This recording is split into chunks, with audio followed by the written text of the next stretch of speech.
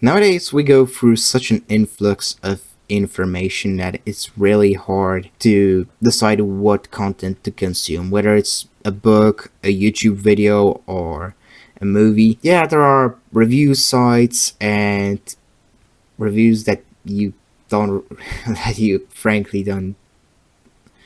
There are review sites and all of that, but yes, there are review sites and all of that, but frankly, can those be trusted? Because people may not take out anything from the book when the book for you would be life changing. So, how do you decide whether to read this book or not?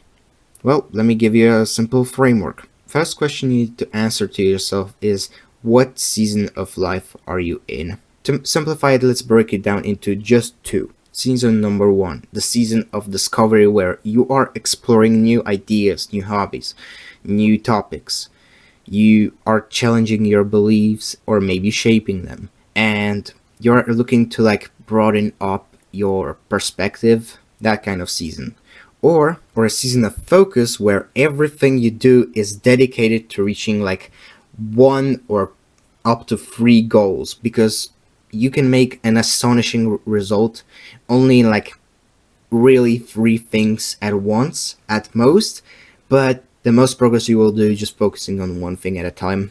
Well, to do that, we need to establish some criteria. The best books for the season of discovery are those that will challenge your ideas and, give you dozens of new ones, and make you ponder on these. Maybe it's going to be something new that you are exploring in. But well, if you're a new guy, you probably will go towards the self-help books like 12 Rules for Life or other basic books. But after you're done with those and you're still looking for ideas, you may go to a bit less bit less conventional type of books or content.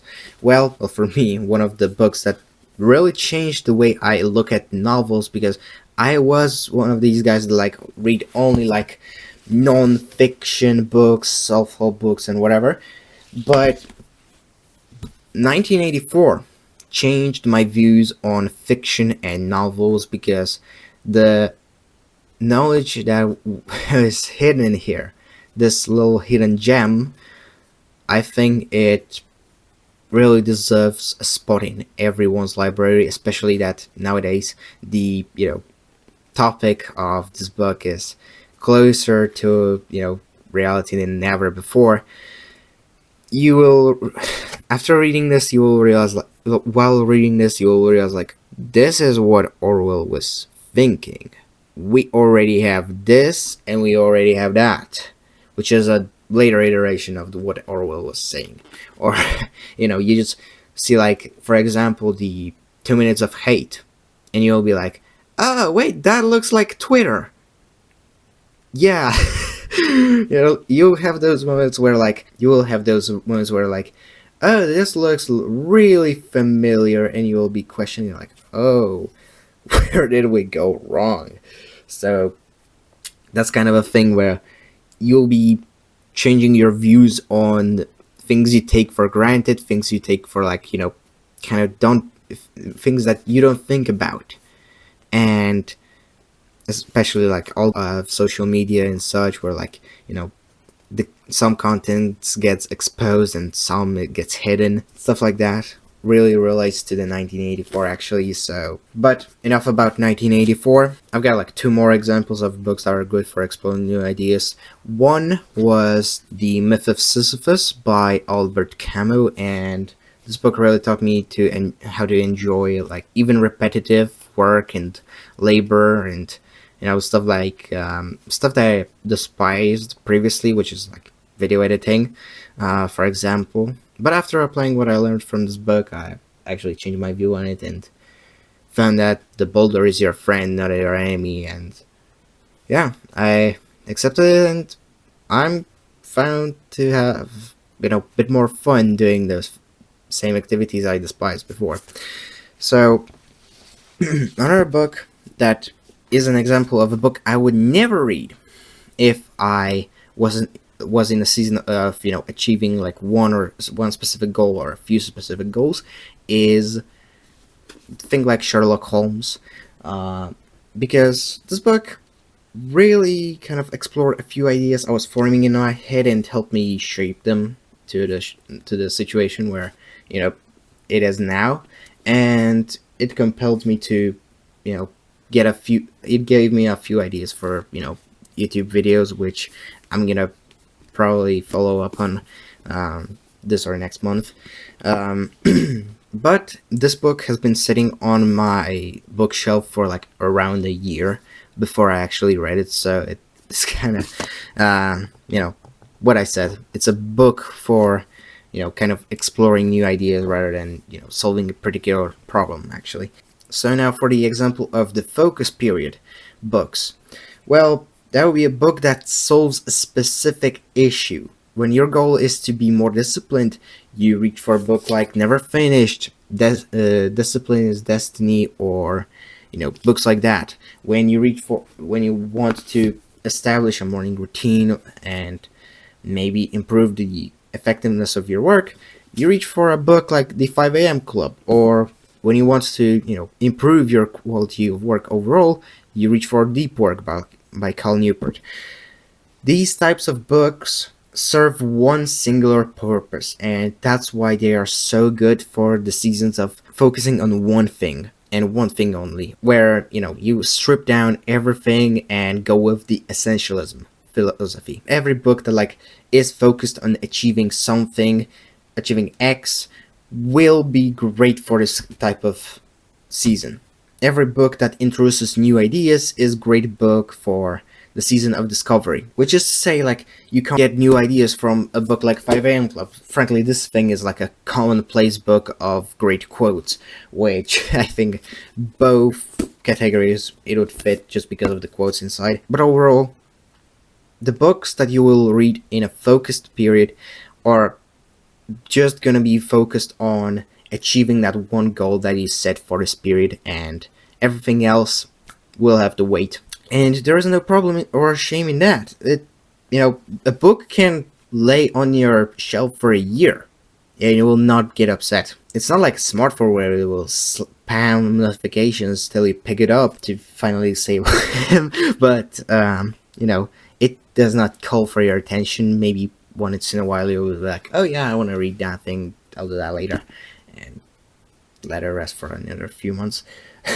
Before reading any book, you should ask yourself at least one of these questions, and after answering it, you'll know whether or not you should read it or not. And if you're still questioning it, ask a few more of these questions and you may have your answer. Question number 1: does this book solve a particular problem? Second, how can it be worth to read for me? And someone can be like, oh, but you just phrased differently the title of this video here. Yeah, sure, I did. But look, if you look at 1984, what kind of effect can it have? The same effect that it had on many other people. It changes your beliefs. It makes you more aware of certain things and certain patterns. And that kind of questions also apply to other books. Judge a book by action it compels you to do, and that you can see by reviews of people who read the book. Or if you have a friend who read the book, you can make a post on a group or community that is all about reading. If you make a post on Reddit or I don't know, school, asking people about 12 rules for life, 5 a.m. Club, or I don't know, Can't Hurt Me, you will get a few replies of from people that read the book and what they got from it. Or you can simply ask ChatGPT to pretend that it is someone who read the book and what he got from it. That can be a real quick check on whether you want to read the book or not. You can ask it to summarize. You can ask ChatGPT to summarize the book, read the summary, and if you don't like the summary, it's like, well, you probably won't like the book much. Which is not to say that there are no example from that, but you get the drill. Another question you can ask yourself or ChatGPT: what influence will this book have on me? For example, which is what I covered. 1984 will change your belief patterns. Thing like Sherlock Holmes may change the way you think, obviously. 12 Rules for Life may change the way you view, you know, telling the truth, lies, and morality overall. You know, kind of 5 a.m. club, make ability to create a morning routine. These types of things. Another question you should ask before reading a book is to ask yourself, will this book solve a problem I am facing right now or may face in the future? Is this book applicable to me? Because do you need to read this book now? Is it really necessary to read a book about relationships when you are not in a relationship nor looking for one? Or does it make sense to, you know, read a book about investing when you are not making money and you are not in a position to invest yet? Wouldn't it make sense to, you know, read a book about how to make money instead of how to invest it when you don't even have it in the first place? Like that kind of situation. Like why would you read The Smart Investor instead of, you know, instead of a book that will actually help you build an income instead? It's just illogical to do that in that particular order. And you can imagine your reading list as a quest board or an achievement board in a video game, where to get a certain achievement, to read a certain book, you should first go through the prerequisites. So like to, you know, get to you know, The Smart Investor book, or like any book about investing, you should first go through the books about making money and, you know, starting to make money before you think like, oh, what can I invest in? Because guess what?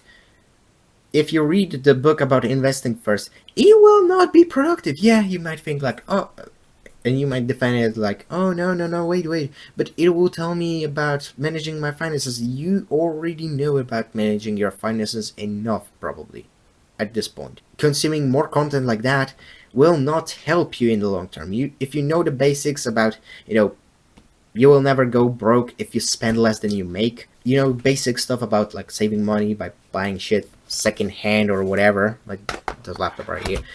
And I want you to think about that, because a good advice at the bad time may actually be bad advice. Because look, you could have spent 10 hours researching the market to invest your $5,000 into like particular stocks, and you may gain, I don't know, like 5-10% from that.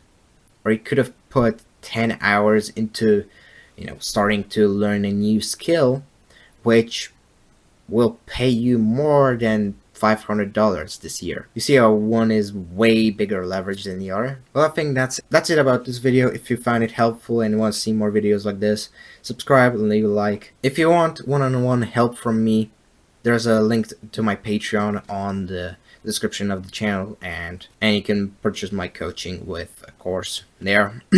So see you in the next video. Bye.